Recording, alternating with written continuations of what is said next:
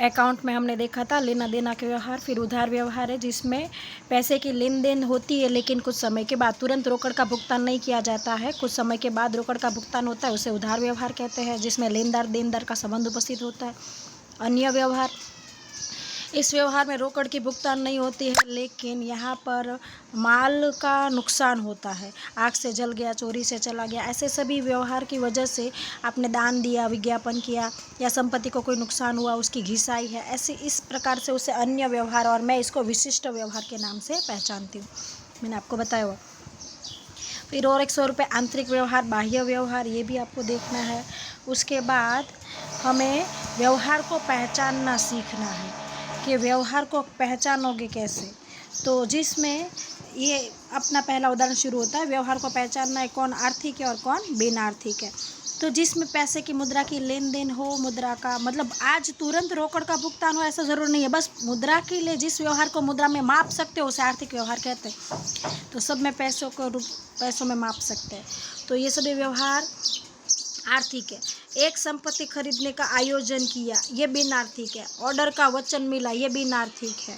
फिर सेल्समैन के साथ परामर्श और मीटिंग, ये बिन आर्थिक है। इसको भी पैसे में मापा है लेकिन ऑर्डर का वचन मिला, अभी ऑर्डर मिला नहीं, ऑर्डर का वचन मिला, तो ये तीनों व्यवहार कैसे बिन आर्थिक, जिसमें पैसों में अभी माप सकते नहीं, अभी पैसों की कोई लेन देन हुई नहीं है। तो 8 व्यवहार आर्थिक है और ये 3 व्यवहार बिन आर्थिक है। तो व्यवहार को पहले पहचानो, आर्थिक है या बिन आर्थिक। बिन आर्थिक है तो हमें लिखना ही नहीं, उसकी 2 एंट्री करनी नहीं, और आर्थिक व्यवहार है तो हमें उसकी एंट्री करनी है। तो पहले पहचानोगे तो पता चलेगा कौन सी 2 एंट्री होगी। उसके बाद व्यवहार को दूसरा रूप पहचानना है, वो रोकड़ है या उधार। तो रोकड़ व्यवहार को पहचानने की किताब में 3 तरीके, मैंने आपको 6 तरीके समझाए हैं। 1 मिला शब्द, 2 चुकाया शब्द, 3 बैंक से जुड़ा हुआ शब्द, 4 रोकड़ शब्द का उल्लेख हो, 5 रोकड़ और व्यक्ति का नाम दोनों हो, 6 रोकड़ और व्यक्ति का नाम दोनों ना हो। ऐसे व्यवहारों को रोकड़ व्यवहार कहेंगे। कैसे पहचानोगे, तो यहाँ पर देखो, रोकड़ शब्द का उल्लेख है, व्यवहार रोकड़ है। रोकड़ भी नहीं है, व्यक्ति का नाम भी नहीं है, फिर भी यह व्यवहार रोकड़ है। क्यों? क्योंकि इसमें व्यक्ति का नाम नहीं है तो रोकड़ है। व्यक्ति का नाम है तो उधार व्यवहार है। व्यक्ति का नाम भी है, रोकड़ भी है, दोनों है। तो एक रोकड़ शब्द का उल्लेख हो, रोकड़ और व्यक्ति का नाम दोनों का उल्लेख ना हो, व्यक्ति का नाम और रोकड़ दोनों का उल्लेख हो, ये तीनों को रोकड़ व्यवहार कहेंगे। चुकाया शब्द हो, भरा शब्द हो, मिला शब्द हो, इन सभी को रोकड़ व्यवहार कहेंगे। चेक से जुड़ा हुआ व्यवहार हो, उसे भी रोकड़ व्यवहार कहेंगे। इस तरह से रोकड़ व्यवहार के पहचानने के तरीके कि जिसमें रोकड़ शब्द हो और व्यक्ति का नाम और रोकड़ दोनों नहीं होना चाहिए, बराबर।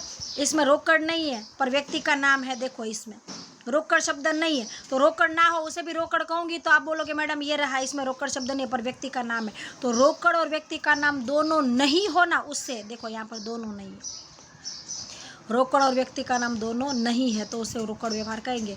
सिर्फ व्यक्ति का नाम हो उसे क्या कहेंगे, उधार। उधार व्यवहार पहचानने के तरीके, रोकड़ को याद करो, उसे उल्टा करो, उधार व्यवहार हो गए। रोकड़ शब्द ना हो, सिर्फ व्यक्ति का नाम हो, रोकड़ और व्यक्ति का नाम दोनों ना हो, चुकाया शब्द ना हो, भरा शब्द ना हो, मिला शब्द ना हो, बैंक से जुड़ा हुआ व्यवहार ना हो, उस सभी व्यवहार को क्या कहेंगे, उधार व्यवहार। देखो यहाँ पर सिर्फ और सिर्फ व्यक्ति का नाम। चुकाया ये रोकड़ है, प्रीमियम भरा ये रोकड़ है, नमूना के रूप में मुफ्त मिला ये रोकड़ है, श्रीजी फर्नीचर खरीदा, यहाँ पर कहीं भी रोकड़ नहीं है, सिर्फ और सिर्फ व्यक्ति का नाम है। तो इसे हम क्या कहेंगे, रोकड़ उधार व्यवहार, व्यक्ति का नाम है। शाह एजेंसी को विज्ञापन के चुकाए रोकड़ व्यवहार है, मिले रोकड़ व्यवहार है, चुकाया रोकड़ व्यवहार है, मिले रोकड़ व्यवहार, चुकाया रोकड़ व्यवहार, चेक शब्द रोकड़ व्यवहार, तो ये सब रोकड़ व्यवहार है, बराबर। तो व्यवहार को पहचानने के तरीके भी मैंने आपको नोटबुक में लिखवाए हैं, वो आपको करना है। उसके बाद वाउचर किससे कहते हैं, तो व्यवसाय के व्यवहारों को समर्थन देने वाले दस्तावेज को वाउचर कहते हैं। आर्थिक व्यवहारों को समर्थन देने वाले दस्तावेज को वाउचर कहते हैं। मैंने ये परिभाषा आपको किताब में लिखवाई है। उसके 9 प्रकार है। बिक्री का बिल, जब आप माल बेचते हो तब जो आप व्यापारी हो, आप दुकान वाले हो और आप बिल बनाते हो तो आपका बिक्री का बिल हुआ, और सामने वाले ने खरीदा है तो उसका खरीदी का बिल हुआ। आप कुछ चीज़ खरीदे जाते हो और आपके पास बिल है, वो खरीदी का बिल है। बेचा है तो बिक्री का बिल है।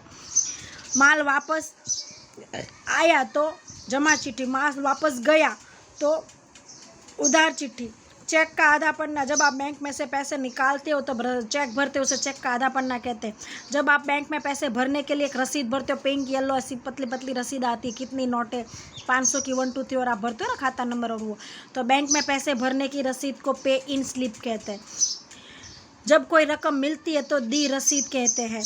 और जब हमें पैसे, जैसे आप स्कूल में फ़ीस भरते हो तो आपने पैसे भरे और आपको सर ने रसीद दी तो आपको रसीद मिली, है ना, आपको रसीद मिली है तो आप मतलब आपको रसीद मिली है, पर हमारे स्कूल के सर के लिए क्या हुआ कि पैसे रकम मिली है उसकी आपने रसीद दी, तो रसीद दी है, स्कूल वाले ने रसीद दी और स्कूल वाले को रकम मिली, और आपके लिए आपने रकम चुकाई है और आपको रसीद प्राप्त हुई है, बराबर। तो स्कूल के लिए दी रसीद है और आपके लिए प्राप्त रसीद है, और आपने पैसे चुकाए और स्कूल को पैसे मिले। इस तरह से खर्च का बिल, जब कोई रकम, जो वेतन का बिल, लाइट बिल है या कोई भाड़ा है या कोई आपने खर्च किया है उसका बिल चुकाया है तो उसे कहते हैं खर्च का बिल, बराबर।